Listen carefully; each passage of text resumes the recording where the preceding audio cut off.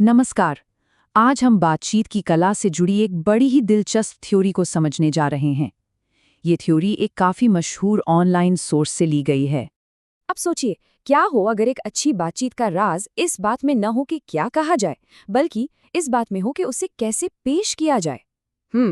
ये एक ऐसा सवाल है जिसका जवाब ये सोर्स देने का दावा करता है, और ये बातचीत को एक आम चुनौती की तरह दिखाकर हमारी दिलचस्पी जगाता है। तो चलिए, इस फ्रेमवर्क के पहले हिस्से को समझते हैं। मतलब ये बताता है कि असल में कुछ भी बोलने से पहले हमारा अपना नजरिया कैसा होना चाहिए। सोर्स के मुताबिक बातचीत का पूरा तरीका बदलने के लिए दो बहुत जरूरी बातें हैं। पहली, कि सामने वाले को मतलब सिर्फ एक इंसान की तरह देखें, उसे कोई देवी या देवता बनाने की जरूरत नहीं है। और दूसरी बात, खुद को एक उच्च पद पर मतलब एक हायर पोजीशन में देखना है। अच्छा, तो ये तो हो गई सोच की बात।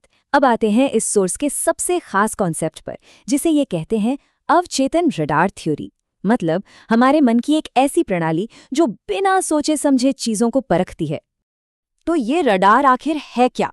देखिए, सोर्स के हिसाब से ये एक महिला का अवचेतन मतलब सबकॉन्शियस इमोशन से चलने वाला एक मैकेनिज्म है।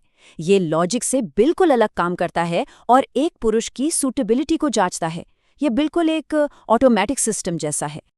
देखिए, एक ही इंसान के अंदर दो अलग अलग मन कैसे काम करते हैं।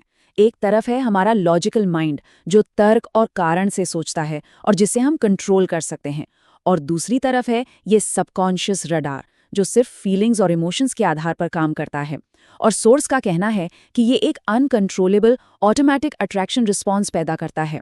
अब जरा इस कोट को देखिए। सोर्स कहता है, एक महिला नासा में वैज्ञानिक या अंतरिक्ष यात्री हो सकती है, लेकिन फिर भी उसका अंतिम लक्ष्य अपने लिए सही पुरुष ढूंढना ही रहता है। और ये सही पुरुष वो नहीं है जिसे वो चुनती है, बल्कि उसके अंदर का रडार उसे ढूंढता है। मतलब इसके मुताबिक ये रडार एक बहुत ही गहरी और कह सकते हैं कि एक प्राकृतिक इच्छा से जुड़ा हुआ है। तो फिर ये रडार असल में ढूंढता क्या है? इसका सबसे जरूरी सवाल बस एक है, क्या वो मुझसे ज्यादा मूल्यवान है? मतलब क्या उसकी वैल्यू मुझसे ज्यादा है? ये बस यही एक चीज स्कैन कर रहा है। चलिए, अब थियरी से आगे बढ़कर देखते हैं कि इसे असल जिंदगी में कैसे लागू किया जा सकता है। और इसकी शुरुआत होती है आपकी बॉडी लैंग्वेज से, मतलब आपके हाव भाव से। तो सोर्स यहाँ 3 खास एक्शंस के बारे में बताता है। स्टेप 1, थोड़ा पीछे की ओर झुके। दूसरा, ये दिखाने के लिए तैयार रहें कि आप कभी भी उठकर जा सकते हैं। और तीसरा, बिल्कुल आराम से बैठें। और इस तीसरे पॉइंट को ये कोड और अच्छे से समझाता है। जब दो लोग बैठकर बात करते हैं तो उनमें से उच्च मूल्य वाला व्यक्ति वह होता है जो आराम से बैठता है और अपने बगल में बैठे दूसरे व्यक्ति की परवाह नहीं करता है। कहने का मतलब ये है कि आराम से बैठना सीधे सीधे आपके कॉन्फिडेंस और आपकी वैल्यू को दिखाता है। ठीक है, बॉडी लैंग्वेज के बाद अब बात करते हैं असल बातचीत की। देखते हैं कि बातचीत को सही तरीके से आगे बढ़ाने के लिए सोर्स का ये खास 50-30-20 का नियम क्या है। ये जो 50-30-20 का नियम है, इसका मतलब है कि आपकी बातचीत का फोकस कैसा होना चाहिए। आप देखिए, सबसे बड़ा हिस्सा 50% सामने वाले के बारे में होना चाहिए, 30% माहौल या किसी और चीज के बारे में, और सिर्फ 20% आपके बारे में। लेकिन ऐसा क्यों? इस नियम के पीछे का लॉजिक क्या है? तो सोर्स कहता है कि जो इंसान अपने बारे में सबसे ज्यादा बात करता है, वो असल में सामने वाले से अप्रूवल या तारीफ चाहता है, और इससे उसकी वैल्यू कम हो जाती है। तो वो जो 20% है, जब आप अपने बारे में बात करें तो कुछ चीजों से बचना है। जैसे अपनी उपलब्धियों के बारे में बड़ी बड़ी बातें ना करें, किसी सीधे सवाल का बहुत डिटेल जवाब मत दीजिए, और प्रभावशाली दिखने की कोशिश तो बिल्कुल मत कीजिए। मतलब बहुत जल्द अपने बारे में सब कुछ नहीं बताना है।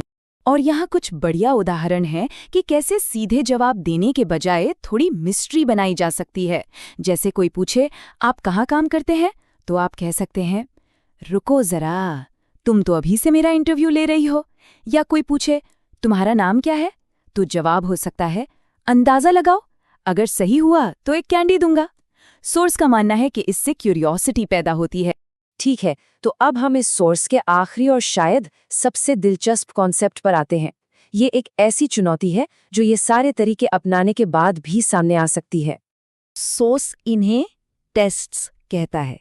ये वो एक्शंस हैं जो एक महिला का रेडार उसे सबकॉन्शियसली करने के लिए मजबूर करता है। क्यों? ये वेरीफाई करने के लिए कि आपका ये जो हाई वैल्यू बिहेवियर है वो असली है या सिर्फ एक दिखावा। तो हम आज की ये बातचीत एक बहुत ही दिलचस्प सवाल के साथ खत्म करते हैं। इस फ्रेमवर्क के अनुसार अगर ये टेस्ट आपको अपना संयम खोने पर मजबूर करने के लिए बनाए गए हैं, तो फिर इन्हें पास करने के लिए क्या करना होगा? ये एक ऐसा सवाल है जो हमें इस पूरी थ्योरी पर और भी ज्यादा सोचने के लिए छोड़ जाता है।